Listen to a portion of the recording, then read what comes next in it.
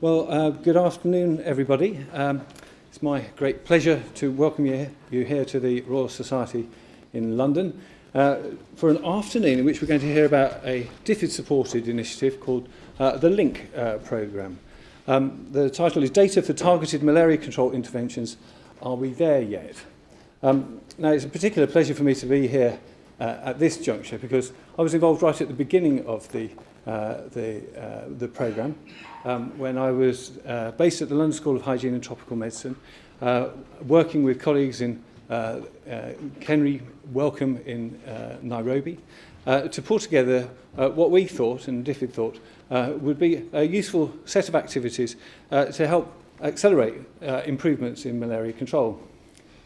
So just to set this in context, at the turn of the millennium, year 2000, several different approaches estimated that there were about 1 million people dying of malaria every year. The total amount that was spent on malaria was about $100 million a year, which was about the same amount as was spent making the film Titanic at around about the same time, so it gives you a sense of the world's priorities. There was no global fund, there was no Gavi. The Bill and Melinda Gates Foundation was not yet formed. We were in a really shocking position. The pipeline for antimalarial drugs was really empty. High levels of chloroquine resistance, high levels of sulfadoxine pyrimethamine resistance. It all seemed rather hopeless. But at the end of the 1990s, there were some signs of renewed interest. I think first in the formation of the Multilateral Initiative on Malaria, MIM, signalling interest from National Institute of Health in the United States to really get involved in malaria.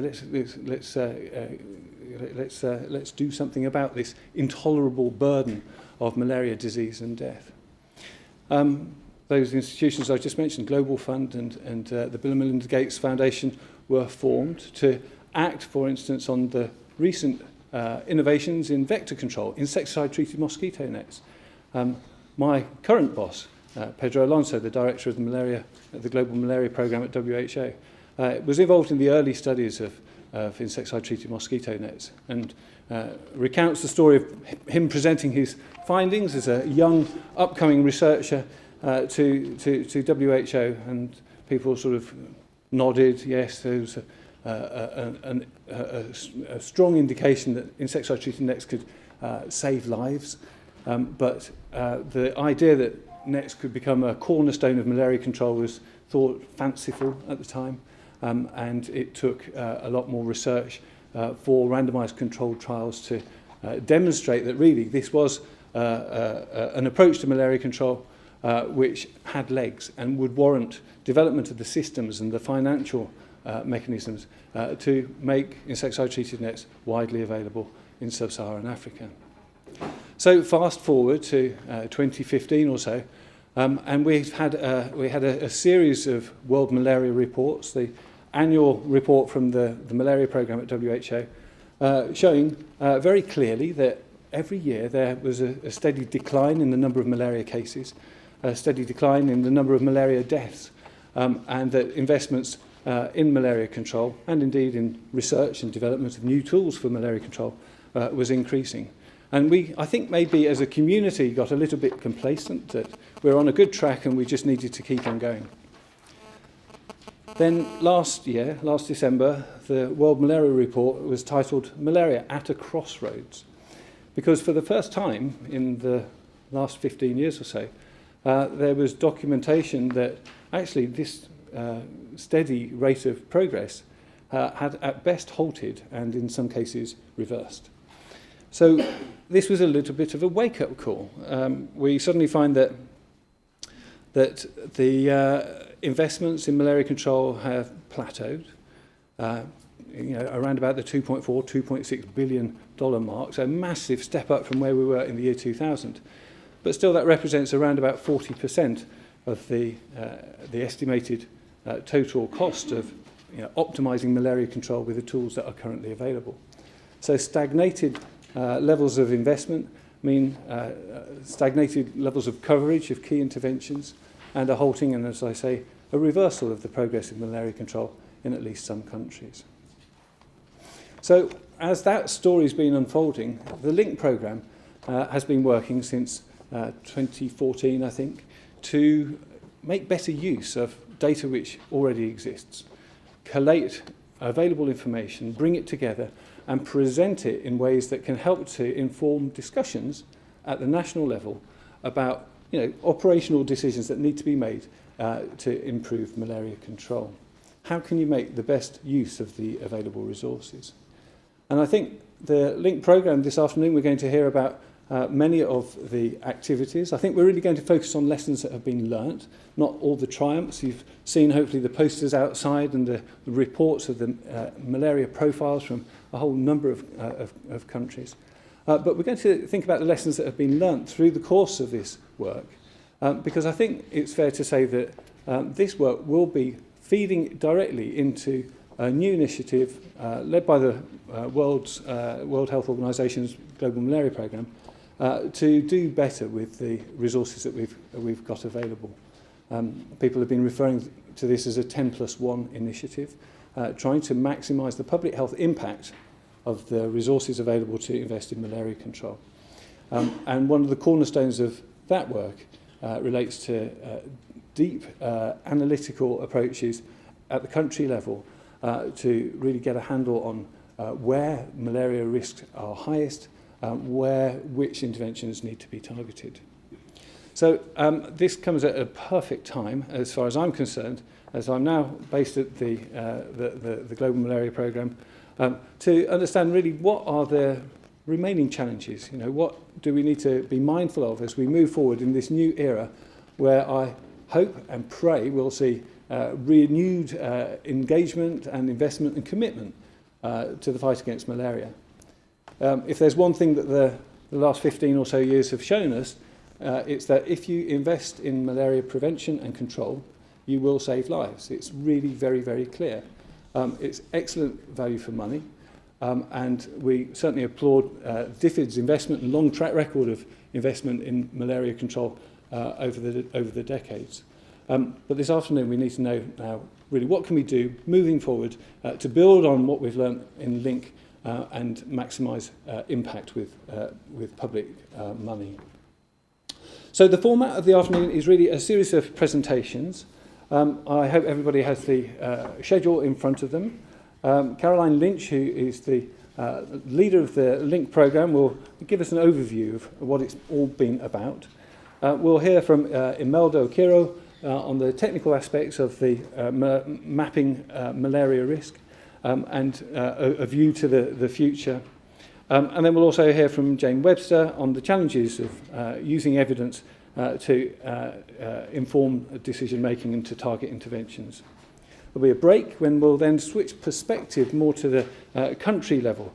So Damien Rutizana from the Uganda Malaria Control Programme will talk us through the processes used in decision-making in Uganda, recognising that actually, the idea of having to make decisions about how you invest the resources available is nothing new. This is something that malaria control programs have had to deal with since time immemorial. But now what we're looking to do is to try to ensure that such decisions are supported by whatever evidence is available, to try to ensure that the decisions that are made about resource allocation are as rational as possible. Then Kate Kulizinski is going to talk about the Global Fund's perspectives on targeting, stratifying, prioritising interventions. Then we'll hear about one approach, health technology assessments from Francis Reyes from Imperial College. And then lastly, in the presentations, we'll finish with Justin Parkhurst talking us through some insights to the political economy of decision-making around malaria control. So that's a fairly extensive list of presentations. I think everybody's got 20 minutes or so to not only present, but also take some questions. I'm instructed that after the break, we will be having a panel discussion. So we'll ask some of the speakers to come and sit up at the front, and we'll have a moderated discussion there. We can pick up on any questions that come up that we don't have enough time to discuss after the individual presentations. And we'll aim to finish promptly at 5 o'clock so that we can join a reception just outside and continue the discussions over some refreshment. So without further ado, let me welcome Caroline to come and talk to us about the LINK programme, Better Decisions for Malaria Control. Hello, good afternoon, and welcome to everybody. Just so that you're aware, we are streaming live, so I'm also welcoming people who are watching online from various other places. My name is Caroline Lynch, and I was leading the LINK project for the last 4 years. This really is our wrap-up symposium, and as David said, we want to focus on the lessons that we've learned, really to try and move things forward and hopefully evolve into better decisions or improved decisions for malaria control. So just to explain, our LINK project is actually two groups or two organisations. One is the London School of Hygiene and Tropical Medicine, and the second is Kemri-Wellcome Trust, based out of Nairobi. And you'll hear from Emelda from that group after me. And together we are the LINK project. And so I'll start from the bottom of this slide and move upwards to explain the context within which we were working. So our role was to try and make evidence available and accessible to national malaria control programmes. We would collate data, model it, and then disseminate it to the programmes and with the programmes. But we were just a small cog, really, of a much larger regional programme run out of Brazzaville by the World Health Organization African Regional Office. And their role was to strengthen systems for generating good quality data, and that was mainly routine health information data, compile that data, and then work with national programs again to translate that into knowledge and into decisions. So just to go into the LINK side of this, our focus was on 13 of the highest burden countries. Obviously, Afro had a much more extensive focus than us. And we were looking at prevalence data. So more recently, in the last few years, you'll have seen this shift towards improving the quality of routine data. But at that time, we were looking at prevalence data. And our rationale for that was that there was a lot of prevalence data in country that was available, either through the malaria indicator surveys, MICS, demographic and health surveys, but as well through research groups who were undertaking studies in various countries. And the idea was that if we could gather all of that together and use it more carefully, we could then look at what the transmission intensity was in different parts of the country. As David had said, since 2000, there's been a massive scale-up of malaria control interventions. And so with that improved malaria control, the thinking was that transmission intensity would reduce, but as it reduced, it would do so in a variable manner. So it would be a heterogeneous transmission that we'd see. And by being able to visualize that heterogeneity, programs could then target their interventions more effectively and more cost effectively. So as David said, just recently, this year, the Global Malaria Programme have launched the 10+1 initiative. Actually, some of our Afro colleagues can't be here because they are launching this tomorrow as part of UNGA. But I just wanted to highlight a few of the pieces that they were talking about in MPAC recently, and that was moving from blanket to granular data for action, to prioritise interventions, to have focused and tailored and intensified actions, and to change the mindset from blanket to more granular data. So the LINK project's perhaps a little bit before its time, perhaps paving the way for this more targeted approach. So I'll briefly go through how it was we thought we would effect change through our activities, our theory of change. And then I want to run through, just to highlight 3 of the main challenges that we found in undertaking the work. So starting with the activities, and you'll have seen some of our work outside, but what we aimed to do was work with national malaria control programs. We'd engage with them, talk to them about who their partners were, where we could potentially access prevalence data and also intervention coverage data, and then work with them, normally a focal point within the national malaria control program, to collate all of that data together. That isn't as easy as it sounds, but I'll get to that shortly. At that point then we would transfer that data to Kemri-Wellcome Trust, and the team there would spend 2 to 3 months cleaning it up, verifying it. If there was geolocated data, they would double check all of those codes were correct. In the meantime, although we didn't use them in the prevalence mapping, they would also take the opportunity to map out or get as much information on health facility data sets and verify those for the National Malaria Control Programme. And then they would hand that back to us to then work with the National Malaria Control Programme and partners to disseminate the data and think through what the implications are for national strategic plans coming up, concept notes for the global funds and that kind of thing. Latterly, because this process of modelling is quite a burdensome process, so at the start, I mean, I think it's evolved over time, and Emelda can talk more to this, but at the start it meant modelling for 2 to 3 weeks on a survey in a server in Norway, and so it wasn't feasible at that point to have that happening at national level. But latterly the group managed to develop a desktop-based app so that then they could train some national malaria control programs to append data on and then run that app themselves at the national level. So we were kind of looking to the future and allowing programs to do this mapping themselves. The outputs, as you'll see outside, hopefully during the break, were these epidemiological profiles, timelines, and indicator posters, and we would hope a strong relationship with national malaria control programs, so that then they would feel that this is their data, obviously, and they were able to engage with it and take it up and use it for their strategic decision making. I won't go through everything on the slide, but I just wanted to highlight again our kind of more distant outcomes and impact were using evidence to target malaria control interventions. So using these epidemiological profiles and any other data that was available to then target interventions for improved value for money. This is just an example of some of the maps. This is Nigeria and Uganda. And on this right-hand side, you've got the prevalence, and then you've got intervention coverage on the left-hand side of mosquito nets. And then we would do the same for IRS, SMC, any other interventions that were being rolled out by the country. What we would try to do as well if we did a reprofile of a country was to try and show the evolution over time. So in Uganda, for example, you've got the 2009, 2014, 15. So you can see the reduction in transmission intensity throughout the country and at the district level. So at the national level, they could potentially then allocate out to districts. So we had the profiles. What we also tried to do was to try and improve our relationship or the engagement with national malaria control programs. We would develop these country timelines. Again, you'll see some outside. And that process was interesting in many ways. One, because we initially saw it as an engagement tool, but two, it really highlights the amount of effort that has gone into malaria control in the last 100 years. So this is in Kenya from 1900 up until present day, all of the malaria control that has taken place there.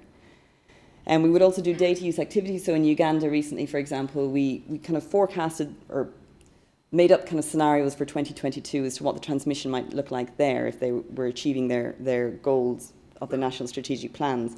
And then discussing, putting all of that data together, intervention data, resistance data, vector density, for example, and getting them to think through, well, okay, what's the next decision at this point? Are there any urgent areas that we need to focus on, or where do we go from here? So again, it was about trying to get folks to use the information that we were providing them. And then what we would do is we would transfer all of that synthesized evidence now. If I think of data as the building blocks of evidence, the kind of amino acids. And then we transfer all of that synthesized evidence, the images, the maps, any of the reports, the papers that we had found and put into the profile were then transferred to the National Malaria Control Programme, with the idea being that that would then be uploaded to their national repositories and being supported through the WHO AFRO programme. So we were trying to institutionalize that data rather than programs then having to go and recollect all of that again at some later stage. Okay. So as David had said, we're not going to focus on the successes of the program. Rather, what I wanted to do with today was talk about the challenges and see how we could move forward from there. So I wanted to highlight 3 major challenges that we found when we were undertaking the work. And they kind of relate to the point between the activities and the outputs, and between the outcomes, the 2 outcomes and the impact. So these were data sharing, timeliness, and targeting of interventions. And when I say targeting, what I've learned in the last few days, as we've sat down with some of our colleagues, is that my definition of that is too narrow. I'm talking about optimization, rationalization, tailoring to epidemiological strata. But let me go through those one by one.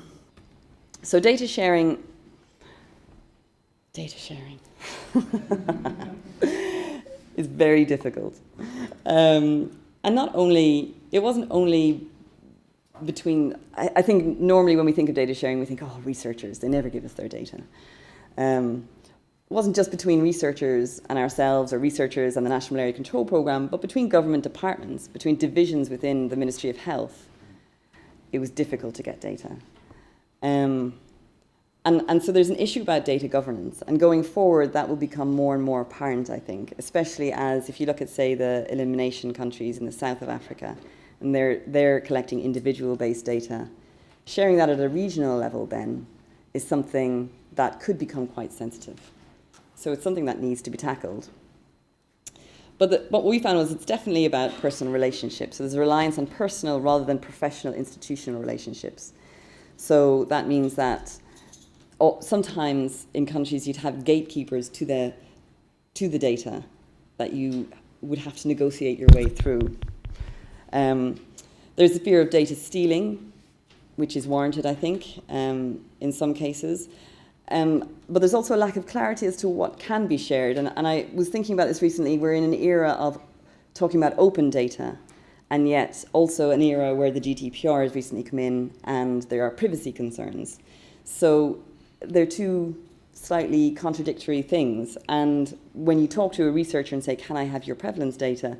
One of the questions in their mind, apart from, oh my gosh, I have to clean it now, is, yeah, that struck a chord, is, can I share it? Have I got the ethical consent to share this data? And if I'm in a consortium with other groups, do they all agree that I can share this data or not? So it's quite tricky. And I think with that in mind, I brought this up at MERG recently in Tanzania. I think it's something that we do have to think about quite seriously, because I think it might come back to bite us if we don't start thinking about it now for malaria control programs, and also, I guess, more broadly. So timeliness was a massive issue for us. There's a very short time between when the data becomes available for us to synthesize and when it's needed for a strategic plan or a malaria program review or an MTR, a malaria midterm review. And sometimes that window isn't available at all. So in some cases, what we end up with, because the data would only become available 2 years after it's been collected, are prevalence maps that are 2 years after the fact, really, being used for planning. And that's not ideal. And it's very difficult then to convince people that this is something that they should use. That then relates to the relevance of prevalence for operational planning, because if we've got prevalence maps that are 2 years out of date, then people begin to question, well, can we use them now? And then they begin to rely on the routine data in full awareness that that data quality perhaps isn't the best. And so this kind of brings me to this last point of routine prioritization of data use is low until it's really high. So in a program, we would often get emails saying, we need a map now because we've got a concept note going in. And if you've got 30 countries developing concept notes at the same time, it doesn't become possible to then generate all of those maps, collate all of that data to provide all of that at the same time. And so really what I feel should be happening is, and I refer to a mosquito larvae, Joe Lyons, I hope you're proud of me, but in a mosquito larvae where it's constantly collecting food in, I feel like that's what national malaria control programs should be doing, where the food is data. Constantly feeding data into that program and collating it so that it's not urgently needed and there's an urgent search for information and data to feed into national strategies and malaria program reviews. And then you might even out those peaks of need. And the last challenge, and the biggest one, and this is why we've kind of focused on it here today, is how and when to target.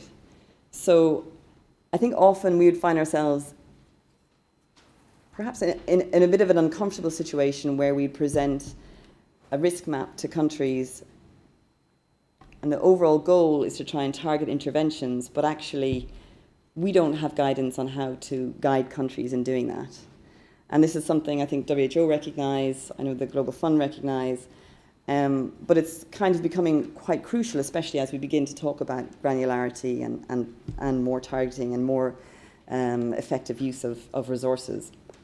So I think with the operational targeting, that maybe month-to-month or year-to-year planning is perhaps easier, where to concentrate your supervision, where to focus or shift your focus of the bed net intervention because your coverage is low. But the other bigger, more strategic questions about where to spray, where and when to use new technologies, what coverage is good enough, what your indicator targets, how good are they, and when to stop, and what do you do if you stop and something else happens? Do you go back in with that intervention? Is there a fallback plan, as one of my colleagues said yesterday from Uganda? And I think that was a bigger challenge for us, or one of the biggest challenges for us in working on this. So I'll stop there, and I will just say a massive thank you to all of you. And I just want to highlight that I stand here in front of you, but actually it was a massive team who worked on this with us. And so it's on behalf of them that I'm presenting this to you today. I look forward to the rest of the discussions. Thank you.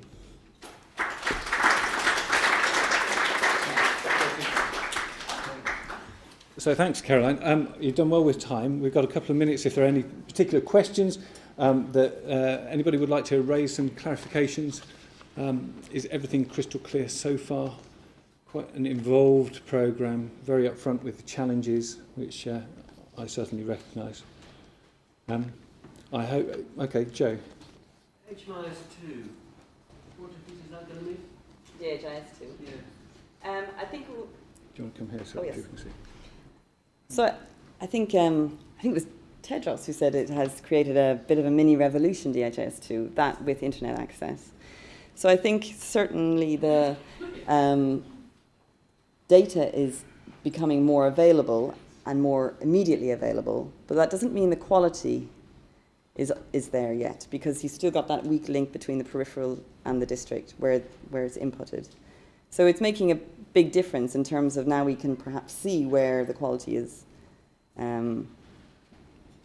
not so good, and you can concentrate on that. But it's also, it got its own challenges. It's not a silver bullet.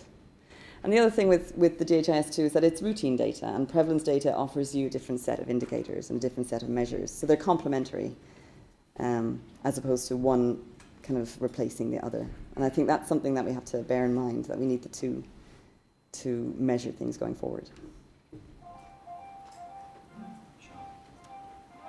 You talked about some of the challenges of collating data and the data that's available. I wonder whether you had a comment on the types of data that are available, given those challenges, and whether, is there funding available to address the kinds of data that you really want? I'm thinking there it's partly related to the data sharing. It's relatively easy to share the data, but sometimes the data's just not there in the first place. Yeah, that's true. So in some places, there's no data there. There's no data, geographically there's no data in certain parts of countries. So you're constrained by that. In some countries, it's been quite phenomenal. I know in Kenya and Tanzania, for example, where they identified gaps, geographical gaps in data, they got funding to go in and then do prevalence surveys to fill in those gaps. So I imagine the funding for data depends on what's going on in the country, I think, and identifying where the data is missing from, geographically, say. In terms of the types of data available, what we required were, and Emelda can talk to this a bit more, is geolocated village-level data. And positive negative, or RDT or microscopy positive negative. Again, that's not always available. You don't always have the coordinates, or you don't always have the information down to that level. So that, I mean, I think the team in Nairobi often would spend a lot of time trying to fill that back in for us. If we had a village name but not the coordinates, they spend a lot of time trying to validate where that information is coming from. So it's also quite a time-consuming task. I'm not sure if I've answered all of your questions. I think there was a third one that I missed. I suppose it was more around funding. Should we be actually trying to gather more data? So I'm not going to preempt. I think both Jayne and Justin's presentations will be talking a bit more about the data that we want and the data that we need. But I think it depends on the country context. I think it depends on how much data is missing and where the country is in terms of their overall transmission intensity as well. Which is a bit of a circular reference because you need that to be able to know the transmission intensity. But yeah, I think it depends on the context as to whether we should be putting more money into that or not. Last question for now. One thing I didn't get from a really clear presentation is just about how hard it is to collect data, actually. And what I find in the programs that I help to run is a real request to collect less rather than more, and ways in which it might be easier to collect that data. So, and I don't know anything about this project yet, and I'm excited to hear, but did you look at being more parsimonious with the data that was being collected? And also, were there ways of easing data collection? So rather than the really quite complicated methods that many of us have to get even routine programs. Yeah. So we weren't going out and collecting the data. We were only collating it and taking it from other groups who had gone through that quite onerous task of collecting it. Did we think about being more parsimonious? I guess the underlying rationale behind what we were trying to do was to make use of the data that was available. So for the risk mapping and the intervention coverage side of things. So we were trying to pull together everything that was available in order to synthesize it into the kind of more accessible evidence for national malaria control programs. But not a minimum set, for instance. No, we didn't define a minimum set per se, although we did have a set of criteria that we needed to have for the maps to be able to be done. And that was quite minimal in some ways. It was plus or minus, RDT positive or negative, geo coordinates, and say a village name, and numbers of people, and age, yeah. Right. I am going to thank you now, Caroline. Okay. But maybe this is something that we'll come back to, the sort of the minimum essential data that's required to inform decision making at a country level. I think that would be a good topic to dwell on a little bit, and in particular to hear from the Malaria Control Programme representatives who are in the room to understand what the challenges are as far as they're concerned. But now I'm very happy to welcome Emelda Okiro to talk to us a little bit more about the technical side of the approach and the way this field is moving. Emelda.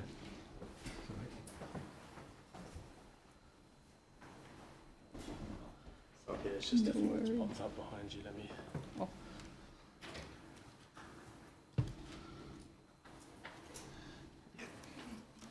Is that your one? Yeah. Excellent. Yep. Is that you? Yeah. Yes. Yeah. Perfect. All right. Again, just to remind you that I'm from the Kemri-Wellcome Trust program in Nairobi, and my presentation will focus on the mapping process that we used within the Lynch project, but also looking ahead to how could this evolve going forward. So I think, not to belabor the point, but I think we all agree that a one-size-fits-all strategy is not optimal, and there's a lot of waste of resources and time, and that understanding the heterogeneity of transmission and taking a more targeted subnational approach to optimizing your intervention is useful going forward. So David spoke about this. So the last malaria report indicated that after unmatched progress in malaria control, there are several countries that now are seeing a reversal in the gains that have been made. So 24 countries had more cases in 2016 than the previous year. So that is quite a worrying situation at the moment. Along with this is that funding has stagnated over the last couple of years, and even the amount of funding that's available is grossly insufficient. So how are we dealing with the current situation to get the most value for the money that's available for controlling malaria? So along this background, over time, there's been a huge increase in health data that comes with geospatial coordinates, and that has provided the foundation for developing the methods around model-based geostatistics. So why do you need to map? If you have adequate data, then the value of model-based geostatistics ceases to exist. So if you do your surveys and they're powered to provide estimates at subnational level, then you don't need to apply the models to make predictions at subnational level. The reason we do this here is that in most countries we have inadequate data, hence the reason we apply these models to provide estimates at locations that are useful for national malaria control programs. So how do we do this process? So there's a basic rule of geography that says that things that are close together are more similar than things that are far apart. So that is the basic principle of foundation that underlays the science of model-based geostatistics.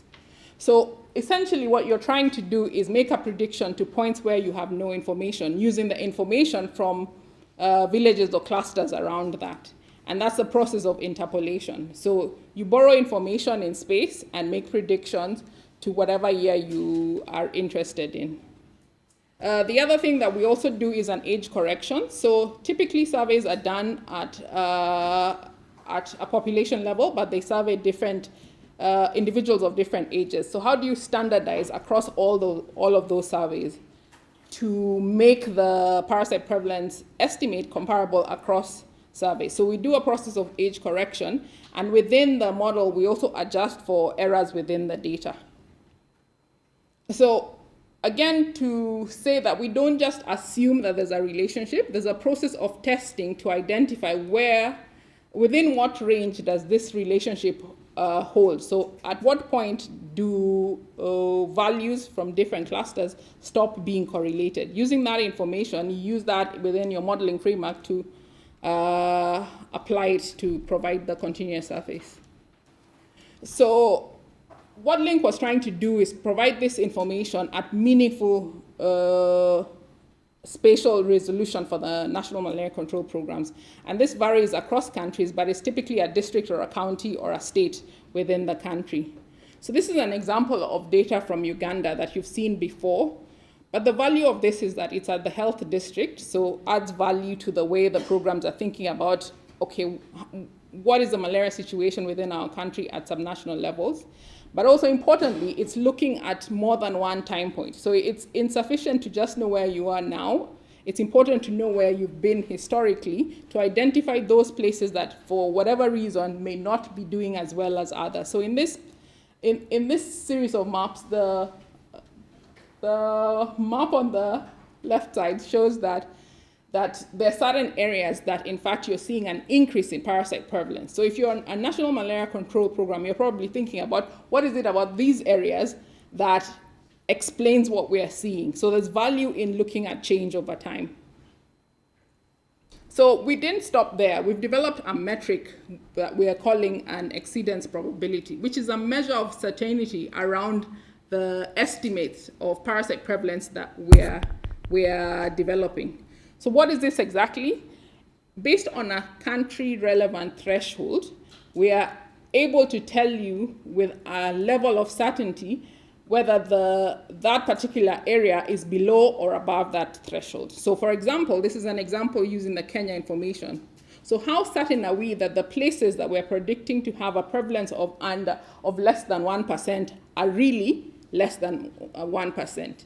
And if you're thinking about changing strategies or maybe stopping to give nets and doing something else, for you as a program manager, you probably want some measure of confidence around that decision. So this is what this is doing.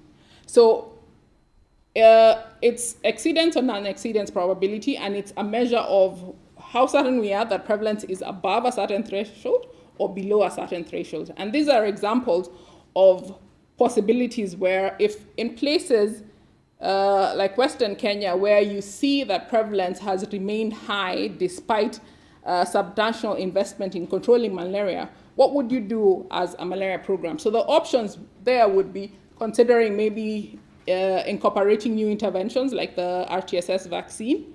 And in places where the prevalence is low, less than 1, you could consider maybe stopping giving people ITNs and thinking more about improving your surveillance and focusing on better targeting and increasing the coverage of prompt treatment in that area. So this gives you a sense of how programs could use this information to make those decisions. So this is a map that shows results from Kenya. And the map on my extreme right is showing prevalence estimates over 3 years from 2013 to 2014. And the yellow section shows areas that have been predicted to be less than 1 over the last 3 years. The dark red and maroon shows areas along Lake Victoria that are predicted to have consistently had estimates greater than 30% in the same 3-year period. So along with that map of the results, this is the map showing you the exceedance probabilities.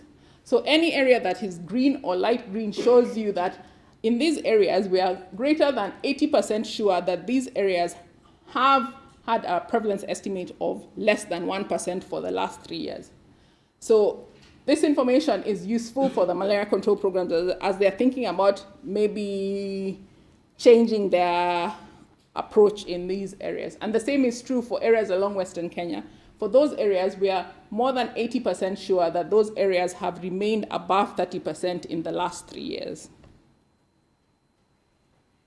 This is another example showing you the same information from Mali, but you'll note that these are different thresholds. So again, I impress upon you that the thresholds are country-specific and unique to the country context. So in Mali, for example, there are no areas that are predicted to have a prevalence of less than 1%. So that information is of no use to them. But you see that comparing the 2012 and 2015 map, you see that the areas that are predicted to have a prevalence of greater than 50% are reducing, so it's shrinking. And there's only one area that is in Bamako that is predicted to have a prevalence of less than 10%. So the decisions around Mali compared to Kenya would be very different using this information. So the thing that we realized within the Link project is that typically we would do a map, and in the next few months, the country would say we have new data and we need another map. Or that we are doing a global fund application and 10 countries want maps at the same time. So the burden of producing maps can be extremely variable and intense and unmanageable within the current structure of the project. So what we did was develop a web-based application that allows countries to create their own maps. So this is a snapshot of what the web portal looks like. So all they need to do is input a spreadsheet of all the data variables that are required to produce the maps, enter the thresholds that are unique to their countries, and fill in a few pieces of information, and they're able to produce their own maps. And the two maps are on the left are maps that were produced by participants who attended the training, and it demonstrates that this is something that they would be able to do from their desktops very easily without too much hassle. This is based on a simplified version of the modeling process that we use typically to produce the profiles. So in terms of capacity building within the ministries, this is a useful output of the Link project. So we've spoken a lot about the challenges of using parasite prevalence to produce the maps. So in some instances, there's not enough data to make useful inferences from the raw data that we have. So for example, this is Mali, where in certain areas, we were not able to make predictions because we just did not have enough information. The other challenge is that as countries move to lower risk levels, the value of community parasite prevalence becomes more and more reliable. So the use of parasite prevalence as a metric for tracking progress becomes challenging. So somebody asked a question about routine data. So this is speaking to how you could use routine data to fill the gap in countries where there's insufficient parasite prevalence information or that are transitioning to very low levels. So this is the using test positivity rate, and the map of Africa is showing countries that have either rolled out DHIS2 system or platform completely, that's the dark green, or the lighter green are countries that are in the pilot stage of rolling out the DHIS2 system. So it gives you a sense of the potential value of routine data to fill in this space.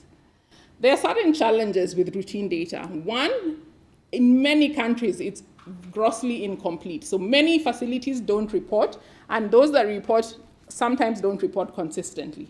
The other challenge is that it's mostly covering public health facilities. So you're excluding many of the private facilities. The other challenge is utilization. If you don't show up in the clinic, we have no information about what's happening to you. So those are things that you have to be aware of as you're developing the methodology around using routine data to produce valid estimates. So this is work that we're starting to think about in terms of developing the science around using routine data to provide similar estimates. I was also asked to speak a little bit about receptivity, and really this is something that has come up as a function of countries that are thinking about elimination and are thinking about the risk of reintroduction as a function of human population movement.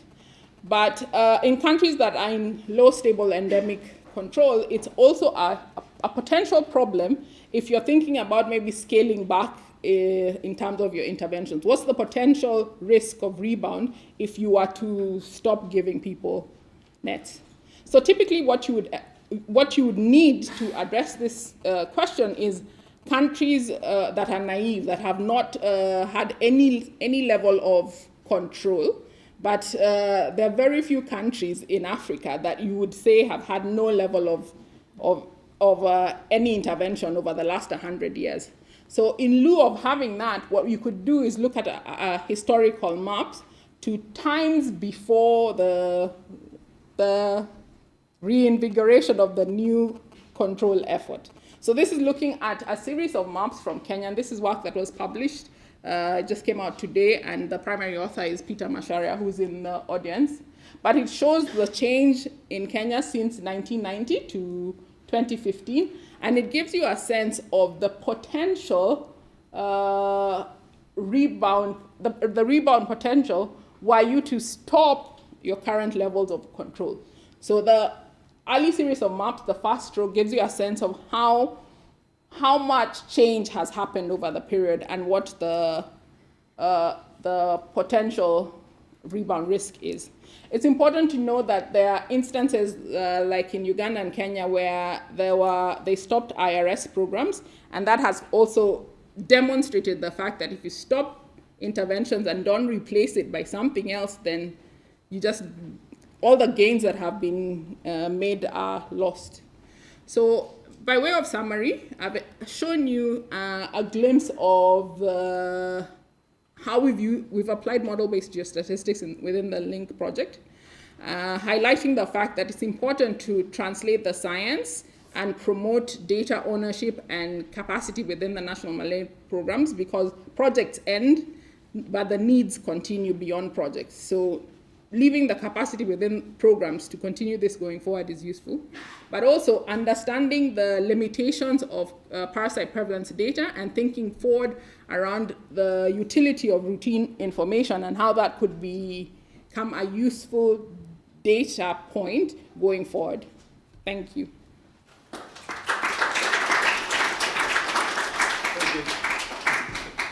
So I'm hoping you're not going to run away. I personally could actually ask a long series of questions because this is fascinating. It's technically challenging, but hopefully we've all at least got some insights. So are there any burning questions for Emelda right now? Yes, Kate. Thank you so much. Incredibly interesting. And I'm really glad you brought up this issue of malariogenic potential at the end. So I would like to ask a little bit about that. When Carrie talked about the sessions that you carry out with country programs to present the data, the maps that you've developed, and prompt discussion around that and what it might mean for decisions, what guidance do you give around that malariogenic potential issue? Do you present older maps and newer maps and talk through the issue of malariogenic potential, some of the serious issues that have been faced in countries like Uganda, for example, or is that something that they're left to deal with by themselves, basically? I know Carrie also talked about this issue of the gap between where is the guidance or the guidance on what we should do with the data once we have it. But is that part of that? How do you deal with that very big problem? Okay, there's two bits to your question. The guidance typically should be provided by WHO. There should be clear guidance on what countries should do if they're thinking about stratification within the low stable endemic. And that currently doesn't exist, but it's something that they're thinking about. The Kenya situation is a little unique. It's not typical. So Link did not go back that far in time. So Kenya is slightly different. We're based in Kenya, and this is part of a PhD students project. So that's slightly different. But in terms of discussions around shifting strategies for places that have been shown to, say, for example, be less than 1% over 3 years, those discussions are happening within the development of the new strategy. So helping countries think about what are some of the options that you could consider for those areas that you would be thinking of doing something different. But the guidance around what to do in those areas does not exist. So for even us in our discussions, it's an unknown. Yeah. Thank you very much. So I think in the interest of time, we're probably going to have to move on, but this is an absolutely critical component. And I think one of the points which Link has helped to illustrate the need for guidance are for countries about rational approaches to prioritising their allocation of scarce resources. So maybe we can come back to this in the panel discussion. We're getting several issues thrown up into the air, and we'll continue doing so as we welcome Jayne Webster to come along and talk to us about the challenges of using evidence to target interventions, the results of the evaluation of Link that Jayne's been coordinating. Thanks.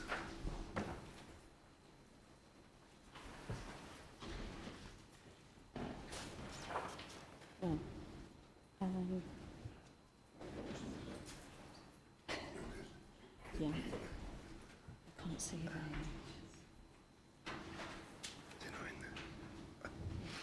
much. This first one there. Thank you. Thank you very much. Good afternoon, everyone. Just one slight clarification on the title and what David said there is what I'm not presenting is the evaluation of Link. What I'm presenting is the challenges, what's happening in terms of targeting within countries. So it's an element of the evaluation. It's not the evaluation of Link. So the title is Challenges to Using Evidence for Malaria Intervention, Strategic Decision Making, Rationalising Resources and Interventions. So does that look wobbly? No? From here it's very, anyway, it's okay. So in terms of background, again, I'm not going to say an awful lot here because a lot of what I have on this slide is what David said. So, but basically the context is we do have changing, I even have a lot of the same statistics, David, from the same document, I think. So we have a situation of changing malaria epidemiology, decreasing transmission in many countries, declining external resources or insufficient external resources to fuel what we hope to achieve from the GTS. We have increasing insecticide resistance, so greater need basically for rationalising resources. And our take on targeting is if we're rationalising resources, we also need to think about rationalising interventions. So we have to think about the global goals. Countries really do value global goals and they abide by them. But there are also national realities to how to interpret global goals within the context of the countries.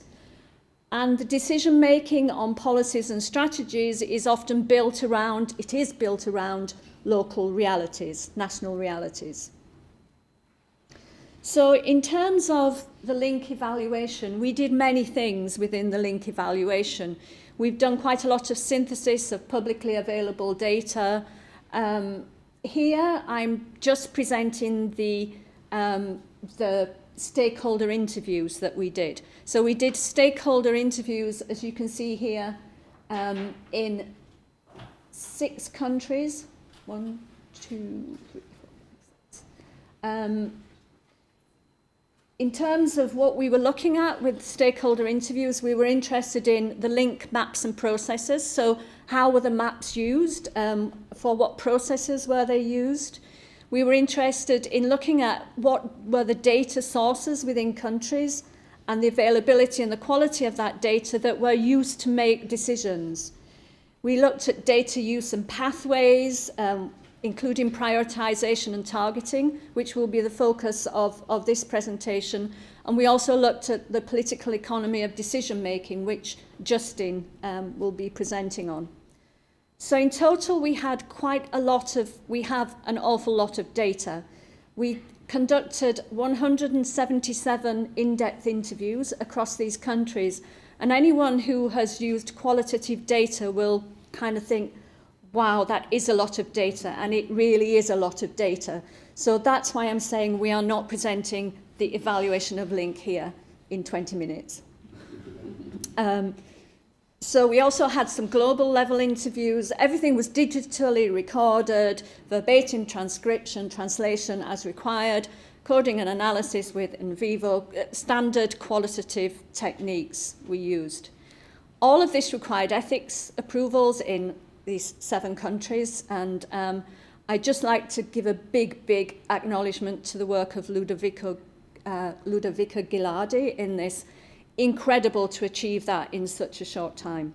We also conducted policy document review. So in terms of what I'm calling rationalizing resources and interventions, or prioritization and targeting, we don't really have a good definition of those. This is why, Carrie presented her definition. The definition is quite a moving target. The definitions that we used within our evaluation and our questioning of stakeholders within countries was that prioritization is the choice of an intervention or a type of intervention or a type of delivery method over another one. So prioritizing an intervention or a delivery method. Targeting was geographical or population-based, so we used selection of specific geographic areas or population subgroups for delivery of an intervention. So those were the definitions that we used. In terms of is this happening, there's been quite a lot of contention over the years about prioritization and targeting, about the words used for it within a context of universal coverage. Stakeholders, basically this is happening because of the challenges with funding. So whilst recognising global goals, there are challenges with funding, and decision makers at the country level have to make decisions on how to use their limited resources. So they need to prioritise interventions and they need to target interventions. To do this, they need data. So there was a call across all of the countries, we need data, we need better data, because we need to prioritise and target. So in terms of what is being used at the country level, and just to reiterate again, what I'm presenting here is the viewpoint of decision makers and stakeholders in country. It's not that I've decided this is what it is the viewpoints of decision makers. So in terms of epidemiological risk maps, we looked in depth in 3 countries about the decisions that were being made on which maps to use. So we have examples of 3 different kinds of maps here that are used in these 3 countries. So we have an example of the Plasmodium falciparum parasite rate map that Emelda has just told us about. This is a map from Kenya. It's sub-county level, so a model map. The middle one is an incidence map. It's data based from the HMIS in Malawi, and it's based on annual parasite rate. You'll see there are some differences in the resolution and in what can be gained from these maps. The map on your right-hand side is from Democratic Republic of Congo, and this is based on the Demographic and Health Survey prevalence data. So we have 2 maps here using prevalence data. One is modelled, one is basically just from the DHS. So 2 different kinds of prevalence map, 1 incidence map. In terms of the choices that countries are making, sometimes it's based on what they want for the general use of the map. They're using them for epidemiological stratification, looking at seasonal malaria transmission areas, malaria epidemic prone zones. Sometimes it's about showing variation across districts and showing declining incidence. So a great need from all countries to show their achievements. And so incidence is a good indicator for that. In some countries, it's about our moving towards elimination. So we're looking at what are our pre-elimination areas and what are the consolidated control intensification areas. So that was a particular case with DRC. In terms of targeting, this varies across countries. So, for example, Kenya is a very different situation from most of the countries. So Kenya has sub-county modelled maps, and this was something that was very much celebrated by the stakeholders in Kenya. They were very pleased with what they could do with the maps. But Kenya is also decentralised, so that the decision-making follows with the use of the maps.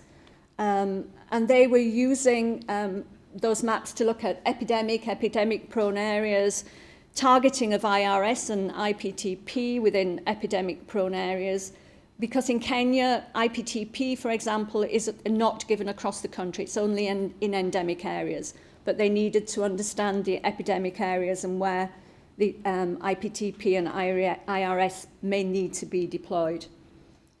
IRS was the main intervention that was targeted across the countries that we looked at. Some countries were using targeting to identify particular areas where they would use different delivery mechanisms. So, for example, LLINs, distribution through schools in DRC. But overall, mostly the targeting was IRS, apart from in Kenya. So a quick thank you to Nicholas Della Santa and Tessa Lenneman for a very extensive document review that they conducted looking at how maps are being used in national malaria strategic documents. So they've looked at 165 documents across 46 countries and got some very comprehensive coding down this side that I'm not going to go into. But basically what this graph shows that is the yellow lines, these yellow lines here, are incidence and prevalence data. So even though countries are using some countries are using incidence, some countries are using prevalence for their preference, we can see from here that incidence and prevalence data and other data are not really being used very much for defining strategies and policies, or for identifying prospective intervention target areas. They're much more used within these documents for context, just looking at context. So there's a real gap in use, the potential use of both maps and data. Look, this is maps, using maps for in national strategy documents. In terms of wider data, moving on from maps, I decided to take quite a British focus on this. So within Britain, and I think maybe other countries as well, we have quite a pessimistic view on things sometimes. We have things called Sod's Law, we have things called Murphy's Law, where we assume that the worst is happening, and that means then that anything above that is good. So I've used here, this is something I got from someone that many of you know, Professor Don de Savigny. He uses this a lot, and it's always impressed on me very much over the years. So Mr.— many years ago, decided that in terms of information, The information that you have is not what you want. The information that you need, that you want is not what you need, and the information you need is not what you can obtain. He did have an extra one on cost, that the information that you can obtain is too expensive, but I decided to leave that one out. So we're beginning from a very pessimistic view.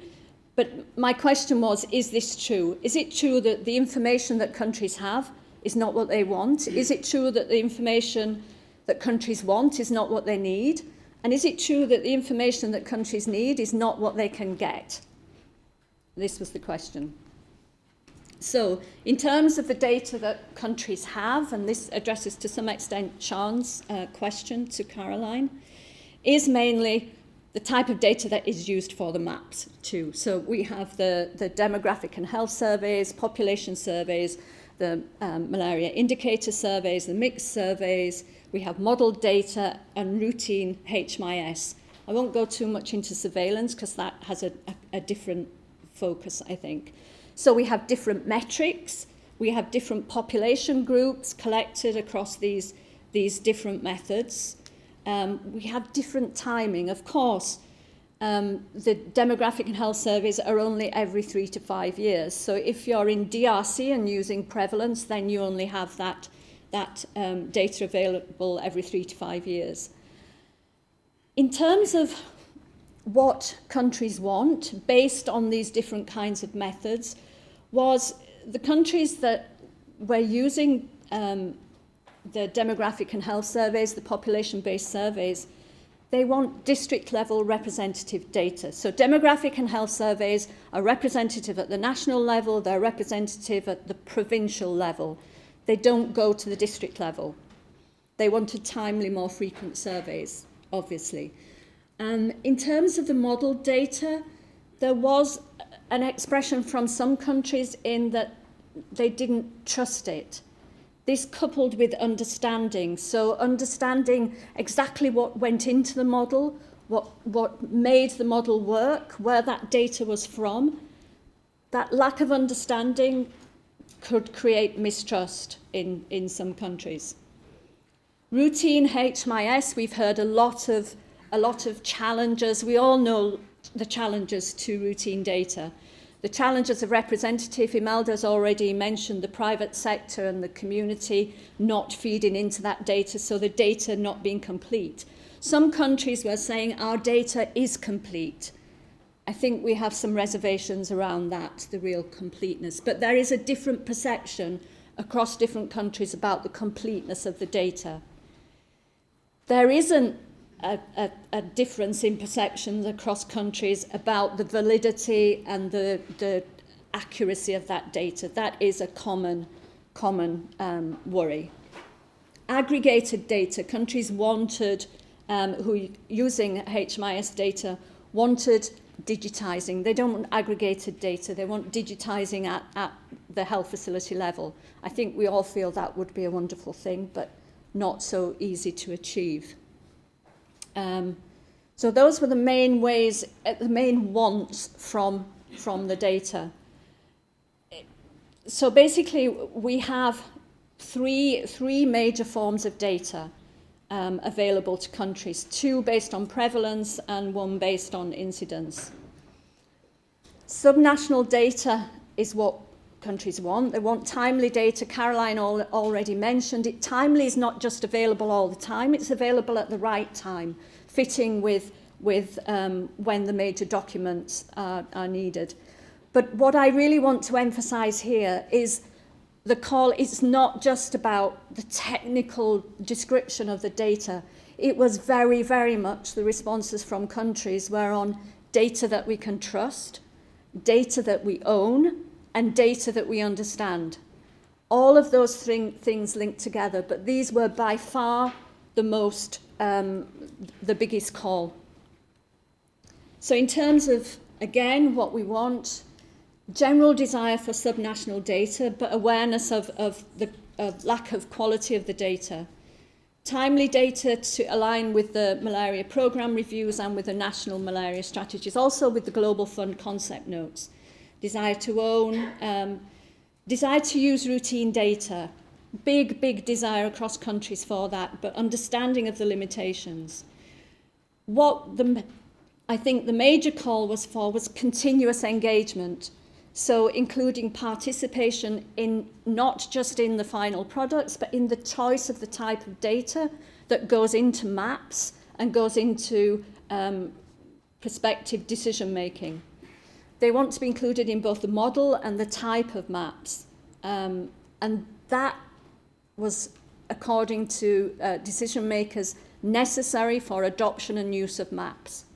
And I think any of you who have been becoming more involved in recent develops in evaluation methods will know about how evaluation has moved just from impact to really understanding what makes something work, what are the mechanisms that trigger the use of things. And for me, hearing this, asking for ownership, asking for understanding and trust are primary mechanisms for a decision maker to use something to make a decision with. The data we want is not what we need. So the call, I think again, it's been mentioned, lots of countries saying they want subnational data.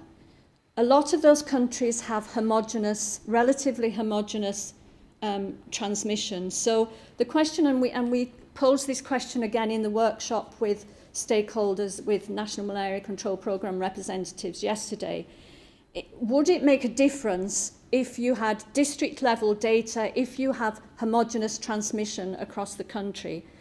And no, probably it wouldn't for strategic decision making, but it might do for planning. So I think there's a mix between what is needed for strategic decision making and what is needed for planning. So that needs teasing out, I think. So what we want is not what we need. Overall, I would say that isn't true. Stakeholders, decision makers know what they need, but maybe with the subnational data, is the time now or is it later? I would question, I was talking with Joe this morning about increasing insecticide resistance. Maybe there's a growing need for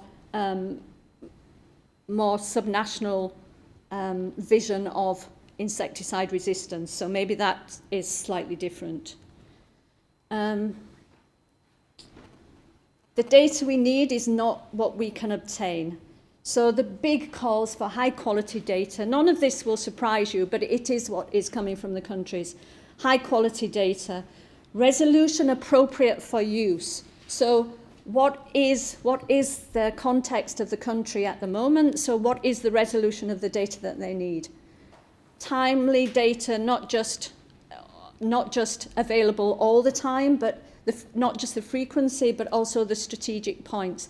But overall, the major message is data we trust, data we own, and data we understand. So of course, data we own, the HMIS is data that countries own. It is their own data. Data we understand, countries understand HMIS data. Data we trust, no. There's more work to do on that. So back to Mr. Finagle. The information you have is not what you want. I think that is true for the countries. That his statement there does hold. The information is not what you need, true to a large extent, but there are some reservations on that. The information you need is not what you can obtain. Right now, exactly what everyone needs, not quite there, but it has to be there. If we're going to achieve what we need to achieve, we have to put on a spurt and make sure that information is there. So in conclusion, targeting is used. It is used in many countries, but mainly for IRS at the moment. Apart from countries where there's quite a lot of heterogeneity, such as Kenya. The decisions are based on resource availability and rationalisation and heterogeneity of malaria transmission. This is back to Kenya. IRS, the main intervention to be targeted. Use of maps for defining policies and strategies, not targeting, is limited. Or for targeting. So the use of the maps was mainly contextual. So at this point in time, I would say at this point in time means the latest malaria strategic documents. Stakeholders are aware of the limitations of data and the data available. Decision makers want data that they own, understand and trust. A need for guidance. Everybody has mentioned that it's something that has been mentioned for many years. There is a need for guidance. How to focus at the country level, to bring together partners to help with guidance, or in the lack of guidance to come together and discuss. Maybe that's the technical working groups. All of the countries, or most of the countries, have technical working groups where a lot of the decisions, the real decisions, are actually made and then signed off by ministries. Need for targeting based on heterogeneity of transmission. So the targeting is about heterogeneity, but heterogeneity is increasing. So David mentioned that transmission has fallen in overall by about 20%. That fall in transmission is not uniform across countries. It's heterogeneous, so heterogeneity is increasing.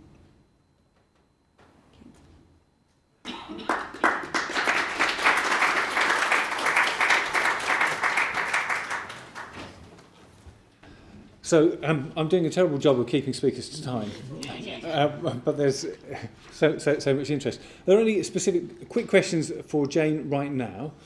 We've actually run through the time that we had available for a break, but I'm sure we should take a few minutes. We thank you, Jayne. Let's take a few minutes, 5 minutes or so, to stretch our legs, invigorate our lungs, reflect a little bit on what we've heard so far, which has really come from people directly involved in the Link programme. Before moving on to hear some other perspectives on some of the realities that have been faced. So back in 10 minutes, please.